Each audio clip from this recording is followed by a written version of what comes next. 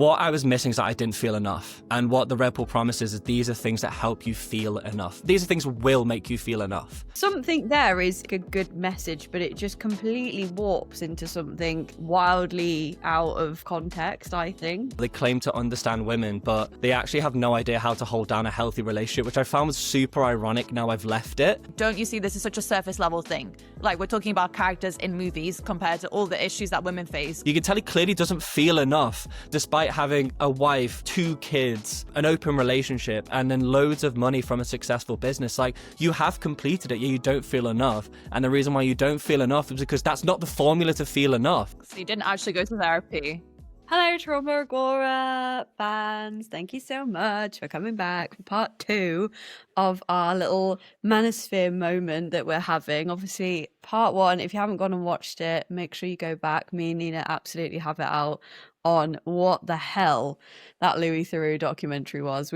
I think we're still a bit blown away by it all, but this episode is all about Jake this time, so I don't know. Finally, guys, lock in. It's going to be an interesting one because actually Jake is going to be subject to a bit of an interview from me and Nina today, because Jake is a recovered former red pillar.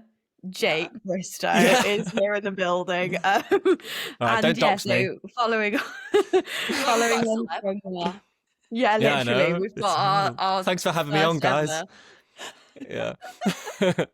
Celeb guest. We're going to follow up from our first episode. Remember, this is a 3-part series. So today we're going to be focusing a little bit on Jake's entry into the Manosphere, why it all came to fruition in the first place, what kind of drew him in, and what actually his experience was like initially within that headspace, within that community, whatever you'd like to call it. So I'm going to throw it to Nina for the first kind of maybe intro question, and Jake, obviously, just give us all the goss, give us all the horrible and, kind of gruesome details of your experience. Yeah, I feel like you kind of said it, but I guess what drew you in, Jake? What first made you attracted to the Manosphere? Attracted is a very... Yeah, it was a very, very good-looking philosophy. I think to contextualize, what my favorite bit about the Manosphere documentary was when Louis was speaking to those 2 guys from Miami who Justin just bumped into, and he was kind of asking them, well, why did they get into it? And I think with the documentary, you've got the really high level, which is Andrew Tate, and you got the level just below, which is what Louis interviewed. And it's good to understand the high level implications of that and how they've made their money off the back of the red pill. But I still don't think it fully explains how young men, immature men, uneducated men got sucked into this. And it's not just like, let's just grill them because they hate women. It's like, why did they get sucked into it is really, really important. So when I was 20 in 3rd year of uni, a lot of struggles with depression and anxiety, and I felt very directionless. I was really unconfident. I didn't really have a purpose as well. I felt like I was just coasting. I did a degree because it was something that I had to do. It was the best thing I performed in. So going from staying in bed for like 3-4 hours every morning and trying various medications, going to counseling. I had 2, I think out of the 3 terms of my 2nd and 3rd year, I had like attendance issues. So I had to go in for like specific meetings, like why aren't you going to any lectures, that kind of stuff. So in the context of that, I'm feeling super low. I want to feel empowered. I want a reason to like go and charge after something. And the red pill was really good for that, because it said, okay, these are the problems with the world, and this is something that you can do to kind of be good at it. So for example, if you felt like you didn't have purpose, if you become an entrepreneur, then you're making something for yourself, which then you can provide for your relationship, for your family, for future generations. If you're feeling unconfident, then here are some tips and tricks to like speaking to women because you struggle to speak to them to begin with. And I think in the purity aspect of it, it's like, okay, if I get confidence, I get purpose, and I have, direction, then that can bring me out of this depressive spiral, which is sort of what one of the guys mentioned in the documentary, where he said his brother passed away to suicide, and he did really shrug it off and bat it off really quickly. But you can see, because he's leaning on what the red pill kind of promises you, which is like, okay, you struggle with this thing, but they said they don't believe in depression as well. They're trying to empower themselves out of a really difficult situation. It's got good, like, kind of organic roots, I guess. It's got like something there is like a good message, but it just completely warps into something wildly out of, like, just out of context. Exactly. I think.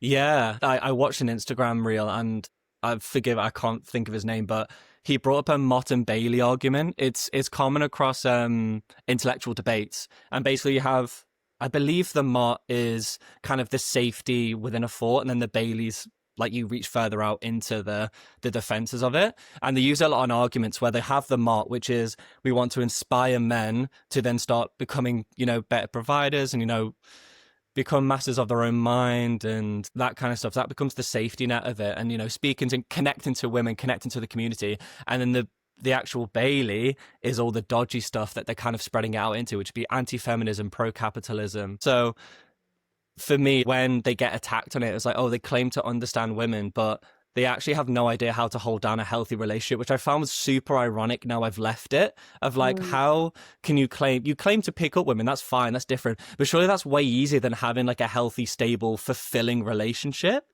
Yeah. In the documentary, Louis asks Myron on a live recording, yeah, but what about her sense of humor and, your intellectual compatibility or other synonyms of that? And he's like, no, it's just sexual value. And I was like, you do understand that that's not actually connecting with women. It's just having like a surface level interaction, and somehow that's fulfillment.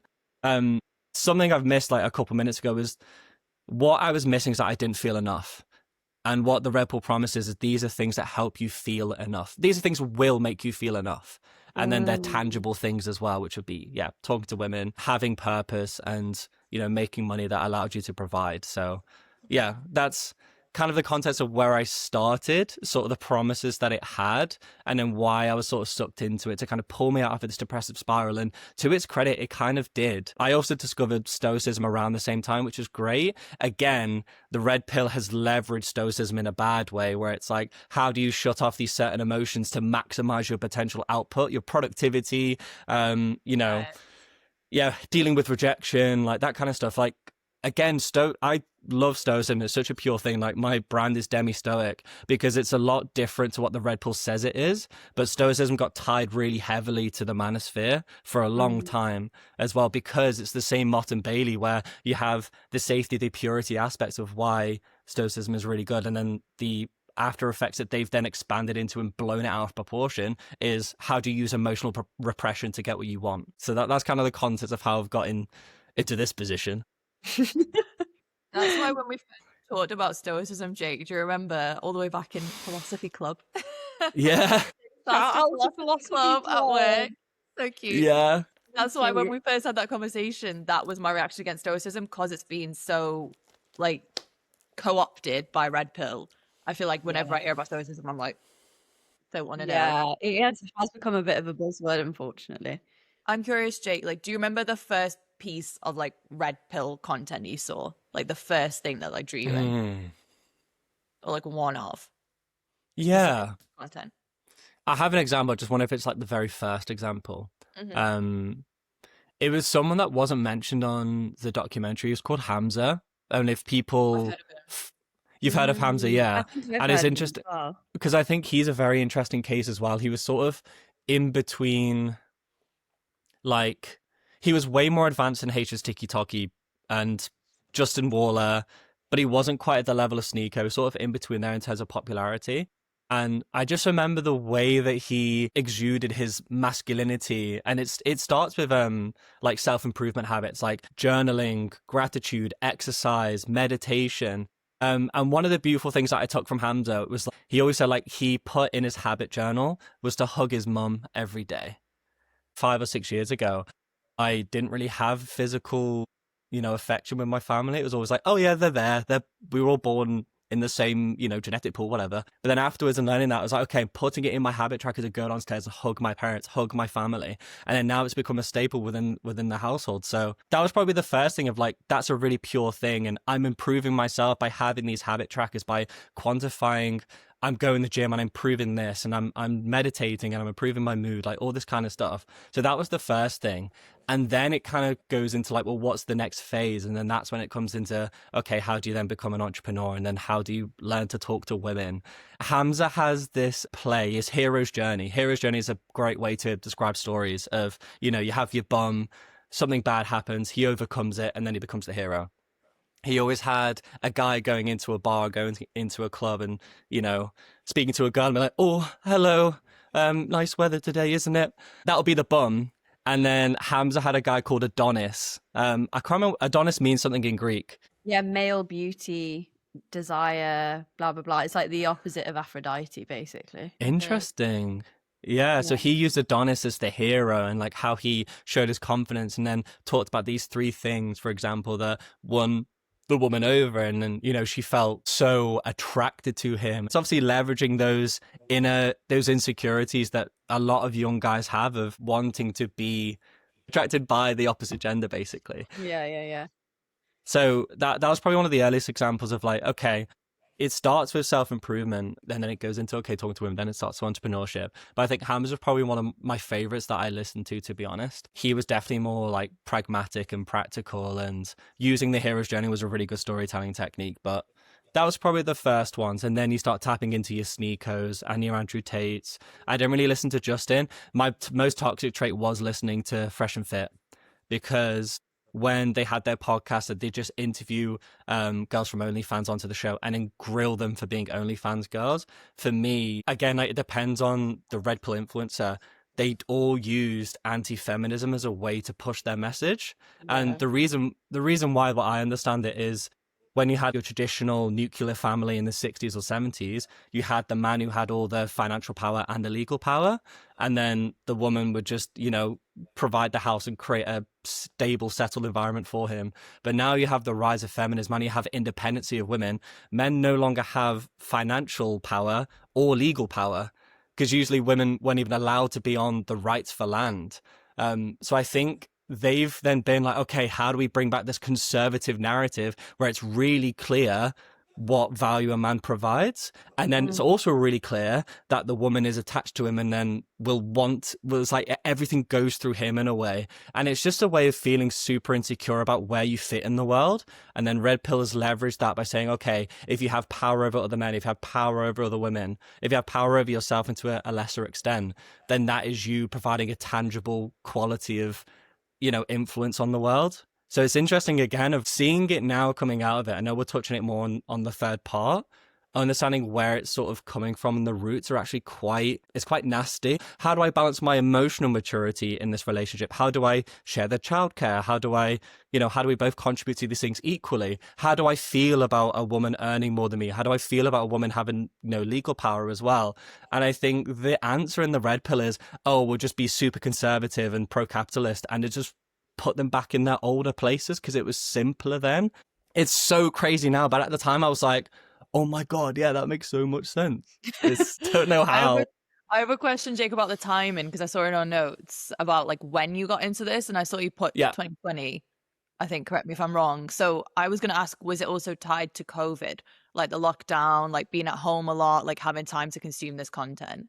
Like, do you think COVID had an impact? Because I feel like there was so many, even like myself, I feel like there was so many conspiracy theories floating around during COVID. Like, it was so present on social media of like all these crazy pieces of content, and people were getting sucked into it. So I feel like that was a time when people got sucked in basically to a lot of things. So I wanted to ask you that. I was probably more luck of the timing of when I discovered it was just before COVID hit. November, December 2019. So again, COVID just happened and then we had the lockdown. But you're right in terms of when you have so much time to yourself at home, and I had exam season coming up, it's like, okay, I can grind on this. And then I have unlimited time to consume content because I'm not going out other than doing flipping Zoom pub crawls and stuff like that we used to do. So it's a really good point and something I didn't think about that much. But because you're kind of stuck to your phone a lot more, there's not much else to do. How else then to keep building on this content that you're consuming? And I'm sure they had the exact same idea of everyone's behavior is now going to shift onto YouTube. So then let's pump out loads and loads and loads and loads of content. So yeah, I think that's an interesting and probably one of the accelerators, which is why it became such a big thing at the time, because everyone was isolated, so they could just consume the content and then go into the world with their new world belief. Like there hasn't been any stress testing really. If you learnt it and then you spoke to your sister or you spoke to your mum, and they're like, that is just not right. Maybe guys didn't have those conversations as much because they were more isolated during COVID. I think that's a really good point you mentioned about like your mum and your sister. And that was me and Em were talking about this in the last episode, like the cognitive dissonance, I guess, of like how you're consuming this content about how like, hating women and things like that, and women are the lesser sex and whatever. But then at the same time, having these relationships with your mum and your sister. And it was interesting in the doc how like HS Tiki Toki's relationship with his mum and how she really hated the content. She was telling him like this is bad, but he just kind of wasn't really listening. So I was going to ask you about that. Like, did your mum and sister know about it? How did they react? Did you have these conversations? Yeah, I think for me, and this isn't just like nice guy syndrome, but I do have a lot of female friends as well. So at uni, I was sort of speaking to them about it. I was speaking to my sister about it. I was like, oh, like, no, it makes sense because of this, this, and this. And obviously they never understood the point behind it. Again, because you need to go through the whole journey of it to understand it, even though it's obviously to a bad end. HS Tiki Toki would never allow his daughter to go into OnlyFans, yet his whole pyramid is benefiting off OnlyFans. And it's kind of like the ends justify the means. And yeah, when he speaks to his mum, you can tell his mum is trying to instill good values over him. I don't know what the context is, but he's clearly lost his way a lot. Or he's saying, again, if I can make this money off OnlyFans because it's a very lucrative business and I know how to leverage insecure men, it becomes a bit of a cesspool for him to then create money out of it, which is basically all he wants from it. It's one of the main flaws as well of it's a house of cards of they'll develop all of these things together. Like Hamza as well would be like, well, hug your mum every day and show her extreme gratitude because she brought you into this world. That's a really pure value. But then he'll also have his male self-improvement courses of then going into your like anti-feminism and women are a formula that you can learn, win them over. It's like it does create a big cognitive dissonance between that. So yeah, so when you do challenge them and be like, Louis is like, oh, well, what about your daughter? What does your mum think? What would your sisters think? Like people that are inevitably close to you and you can't avoid those arguments when it comes to the love you have for them or the potential, the closest you have towards them. Again, it's one of the many ironies within the red pill space that it claims to be the escape to capitalism, but then uses capitalism in its purest form to get there. And then another thing as well, but like being so anti-women sexualizing themselves, but then only judging women on sexual value.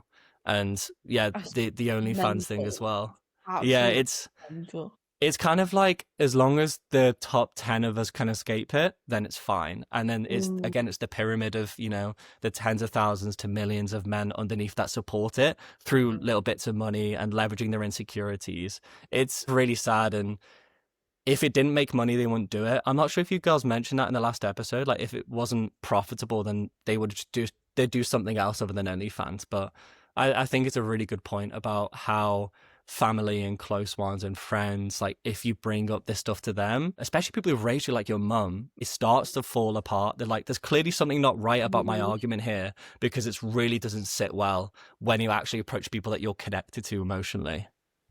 Yeah, and also people like women in your life that are platonic. You simply can't apply that same theory to your sister, to your mum, to well, if you did, it'd be really fucking weird. But like, you cannot apply that same. Oh, you offer this sexual value, family member or close friend. Like, it just falls apart. Like, yeah, it's so flawed. I've got so many things I want to say, but I really, I just know I'm not gonna get through. This is kind of behind the curtain as far as I'm concerned. Obviously, I see documentaries like the Louis Theroux one, obviously, but the content that I consume, it's so funny how vastly different my algorithm is, say, compared to like my male partners or even like my sisters or my dad's or whatever. It's so bizarre, the gender split when it comes to algorithm. So I'm curious, like what the What was one of the most like jarring things that you saw or heard, or what was one of the most jarring like comments maybe that somebody made about, whether it was about women or about you or about men, whatever? Like, yeah, explain. Yeah. Give us a few like kind of quotes. One of the main ones, it was ironically Chris Rock, the famous comedian. He said Oh it yeah, once yeah. in his stand-ups. He said that, and it's just one of the fundamentals of Red Pill as well. It's like men are born without value and women are born with inherent value. And then they used the example of the Titanic that obviously you save women and children first and then the men, because the men are more disposable than the women and children. And like that still seems, well, that's kind of the mentality they have behind it. And one of the things of like, if you're a man, you are worthless until you're able to provide. Again, it's instilling those old nuclear traits of if a man didn't have the financial or legal power, then he was useless. And I guess that is the case. But that was one thing for me. And then when it comes to the women's inherent value, then that's when you can talk about it's kind of like, but again, the way that they categorize it is like you've got men are born without value, and then you have women are loved like dogs, they're loved unconditionally. And then it's kind of like, so like then you dogs. Sorry, pause. that's what Chris Rock said as an example of like, it's only dogs and women and children are loved unconditionally. Something like that. Not grouping, I'm not sure if he's trying to group them together, but he's trying to group in the I sense thought of like, that's what you were saying. Like, no, like they are just animals. Like what? no. God. But there could be, there's obviously some inherent sexism behind that as well. Like there's clearly a resentment behind like why, because I'm born as a man, then I have to earn everything. But then if you're a woman, then you're automatically complete. And one of the things they also said is, which might have some truth in it, you girls can correct me, but when it comes to male self-improvement, it's always like you are always flawed. Here are always things that you can do to improve yourself. But the women's self-improvement space is you are perfect as you are. You just need to learn to accept you as you are. Would that be a fair Yeah, I thing? think it's almost there. I think there are definitely other things like that you could take away from the male side of like, yeah, you can improve and you can like reflect, and but it's not like go and earn more money, go and like be the provider. It's be introspective and think and reflect and like do the work internally rather than it be an external push out. If would you agree with that, Nina? Yeah, I mean, I think in men's self-improvement, there's a lot of it comes from anger, like especially a lot of these red pill content creators, like so much of it comes from anger of like, you're not good enough now, you need to be better. Like you need to always be better, you're never good enough. And then that's the drive. Whereas I feel like women's self-improvement comes from more of a positive drive of like improve yourself, work on yourself. Yeah. And then there is like more now, like healthy male content creators as well who are coming out, which is really nice. And I follow a few of like encouraging men to show emotion, like encouraging like, I don't know, men to cry, encouraging men to be open about their feelings. So I feel like it's changing, but I feel like definitely traditionally the two sides of self-improvement were like that. Yeah, I agree.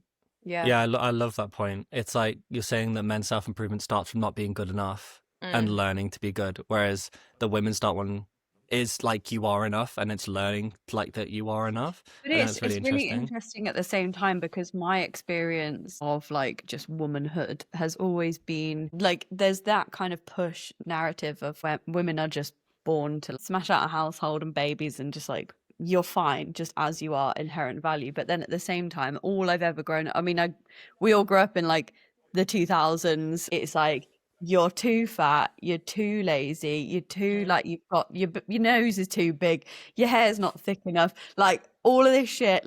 You don't wear the right clothes, you don't do your makeup right, like you're too bossy. Oh no, but you're too quiet, but you're too sociable, and now you're not sociable enough. Like all of these conflicting things at the same time. So to be a woman is like such a layered thing that I don't think men in the manosphere would even pay any attention to the complexity of like the complete contradictions that women are experiencing as well. So the last thing that women need is like these extra traditional like men kind of barking at them about like, oh, but you've got to do this. It's like, girl, we've already got like a list of 100 things we're trying to tick off that like other women and the patriarchy in general are just kind of like putting on us. Can we just chill out a bit? Do you know what I mean? That speech from Barbie just reminded me of that. which I also recently Yes, rewatched. exactly. Like It is the monologue from Barbie, where it's like about so all the I weird. haven't seen it. So what was the Oh, scratch I mean, notes? Why have you not we've got seen to play Barbie, it to Jake? you. Sorry, what? Like, Okay, as someone well, interested in like women's rights and feminism, why have you not seen Barbie? What the hell? well, at the time it was when it first came out, it was kind of slated and Slated by who? but the red pill community. Oh, were you still in the red pill at this point? Sort of. No, A no, couple of years ago. I was out of it, but there were some things that reminded me of points that they've brought up in the past Okay. of like how It's like you're they'd immediately out of it. yeah, and kind of obviously she goes and I haven't seen it, so I'm kind of taking You need to footnotes from my watch it. memory, but she goes into the modern world from the Barbie world, and then Yeah. that's when she starts being judged and sexualized and all that stuff. Yeah. And then the guy goes into the Barbie world and he's inherently, you know, um worthy, which is ironic because what we're saying in the last point was that men aren't enough. Yeah, he walks into the corporate world and he's automatically up there. And again, Yeah. like I agree with that kind of perception of going from the Barbie world into the real world for sure. And then in the Barbie world, the men are then submissive to the women. I think the Red Pill just sort of leveraged that properly and being like, oh, okay, this is why this movie's just another. It's called a Mary Sue. I don't know if you've heard this term before. It's used in like the film industry where a woman character is created flawlessly. So she's written in to be flawless, and her whole character growth isn't actually changing her character. It's realizing that she was perfect in the first place. And like some examples would be Captain Marvel in the Avengers. I see if other examples come to mind, but there was a period of like 10 years where like Hollywood was pumping out these characters that were already super powerful, super perfect, and they just need to realize they were super powerful and perfect. And that pushed the narrative that like women are inherently valuable as they are, whereas the men were always really dumb and stupid. That's how they're written into it. It's interesting, so like the weird, though, different because- interpretation, though, because from you saying Yeah. So that, how did like, you interpret it? well, from you saying that, that makes me think, oh yeah, of course, like all female characters are so one-dimensional; they don't have any real character growth. That's what I take from that, and that's Yeah. like part of the patriarchy, part of sexism, of like that. For so Yeah. many years, like the women leading characters didn't have any character growth; they were just so like, you know, like you said, it was just they didn't have a proper story, and they were just there to look hot. Like that's how I see it. Mm. But it's also really like you see it such a really different way. strange. Yeah, like with the Captain Marvel example as well, like Yeah. all of the lore around how like her character was supposed to be like the end, like it was end game, completely, like for want of a better word, like just completely like her character was supposed to just be like the most powerful superhero out of them all, and yet she got about 2 minutes screen time, and she was just like her character was basically hanging out on another planet waiting for like the last scene of the film in that last film. So like can't equally, just as somebody watching it just going, hang on a minute, and this character's been presented to me like the all singing all dancing character that we've been waiting for this entire series, and yet even when it comes down to it, like the male characters are still leading the charge in the battle and all this shit. I think from what I saw, people reacted really badly to Captain Marvel because of that. Like, do you know when I talked about the hero's journey? If there's no hero's journey, then there's no growth. And like we all have individual hero's journeys as characters as we grow up. Another example is Rey Skywalker in the recent Star Wars trilogy. She becomes a Skywalker at the end because she decides she's a Skywalker. Like, even if you're not a huge Star Wars fan, that's a really big implication where you can't just decide that you earn something, because then that is entitlement. And then the Red Pill community leveraged that into being like, oh, okay, this, that, and the other. I actually had a huge fight with my ex a few years ago, and she was bringing up, obviously, feminism points, and I was so disconnected from that world at the time because I was in that one. And I was bringing up like, yeah, but then, you know, Hollywood and the media projects like these Mary Sue characters, all that kind of stuff. These are the role models that women are following now, or young girls are following. She was obviously fuming, and I remember the points that she would bring, like, this is such like a surface level issue, and yes, it could be a reflection of what they were trying to push as a narrative, because the woman who was in charge of Star Wars was a woman, and she was openly pushing her agenda onto the Star Wars franchise. But she brought up so many amazing points around feminism, the things that I didn't really learn until recently and understand until recently. But then I was sucked into the red pill side of like, here are all these examples that like women are, you know, inherently valuable and worthy, and all they need to do is realize it. Whereas the men are always written as the dumb, stupid characters. Again, it's flipping that role of like, is it the anti-feminism, like, is it feminism or is it just misandry? The reason why Manosphere became anti-feminism because the Manosphere saw feminism as misandry. So, and again, like, women would be like, oh yeah, I do hate all men. Feminism is about equality between men and women. I know. I Tell hate me It's when about- you go up this. I It's hate about it. choice. Also, All fem is choice, and yet the Red Pill leveraged that and be like, no, it's not. It's just anti-men. So this is why there was such a big gap, because one side says like, oh, we hate men, but like there's so many layers behind why. yeah. And then on the Red Pill side, it's like, well, if you hate all men, well then fuck you. Yeah. So that's why it became such a big thing. At least that's why there became Also- such a big divide. I feel like when you said that point about the argument with your ex, I felt so triggered. I was reminded of my like relationship when I was like 18, 19. And my ex was like in the I now realize he was in the manosphere, but he called it like men's rights or something. And it Oh, just was exactly Jesus what you Christ. said of like, that I would say, don't you see this is such a surface level thing? Like we're talking about characters in movies compared to all the issues that women face of like child marriage, rape, being killed for being a woman. I would try Yeah. and get that across to him, and I'd be like, "Do you not see? Like this is here and this is here. Like, hello." And he was always just like, "No."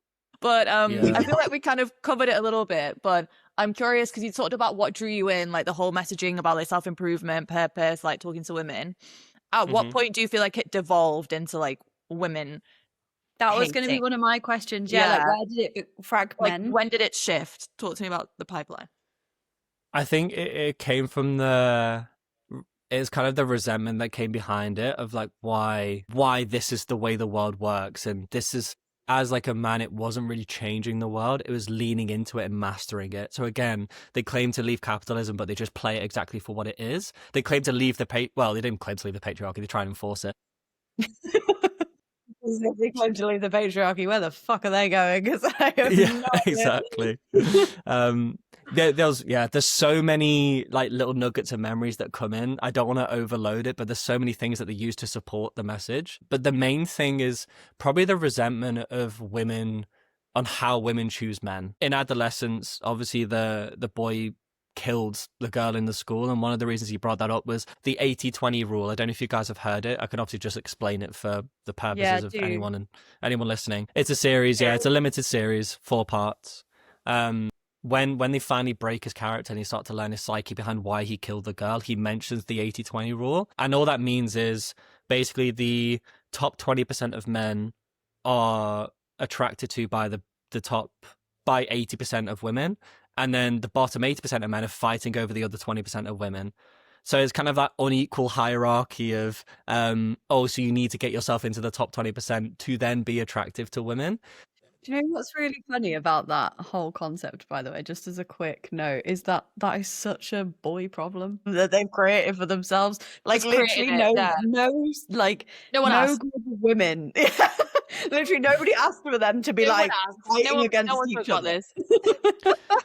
Do you not just see it as like in general the genders though? Like it's like, yeah, obviously people that are more attractive, whether you're a man, whether you're a woman, are more appealing to a wider variety of people and have more options. Like it's Yeah. nothing to do with the gender.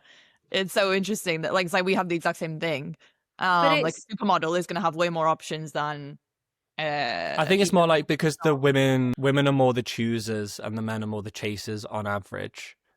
Are you talking as you right now, or is this what the Manosphere like, says? No, the Manosphere. Experience in dating. Please preface this because I'm scared, Jake. I'm scared. No, that's it. No, I think it's like.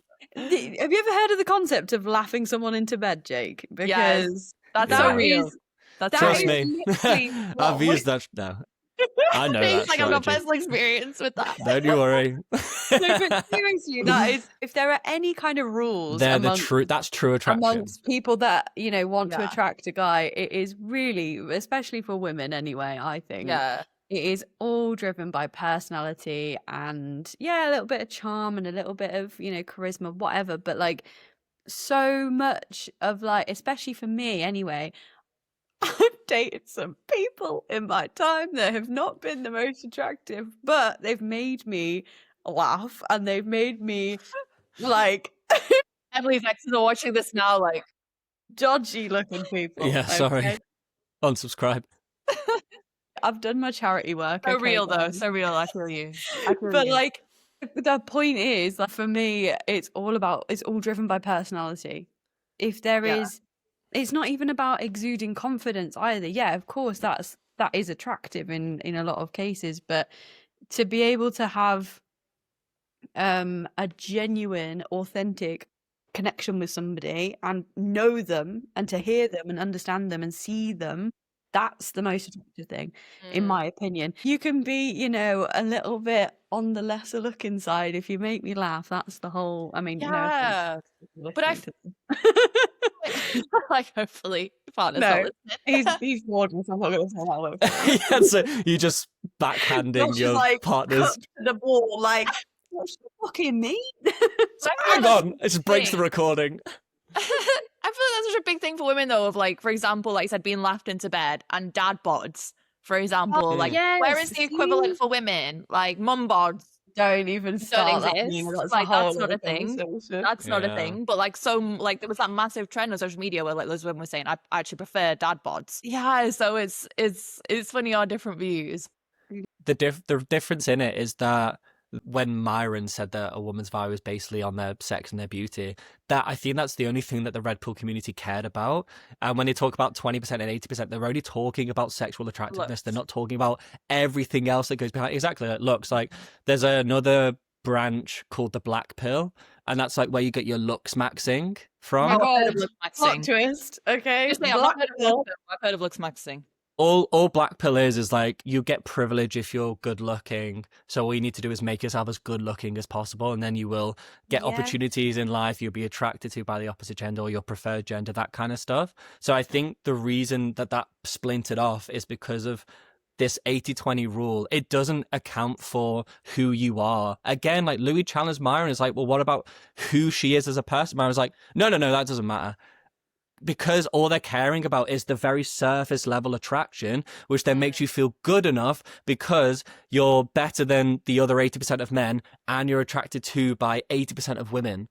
It's all around an insecurity of not feeling good enough and then leveraging sexual value and financial value to then feeling good enough. And the worst thing is when you talk to Justin, you talk to Myron, like Justin's like, oh, I've got about 30 million in net worth. Like it's more than some, less than others. Like you can tell he clearly doesn't feel enough despite having a wife, 2 kids, an open relationship, and then loads of money from a successful business. Like you have completed it, yet you don't feel enough. And the reason why you don't feel enough is because that's not the formula to feel enough. Yeah. So you didn't actually go to therapy. It's like you just did all that instead.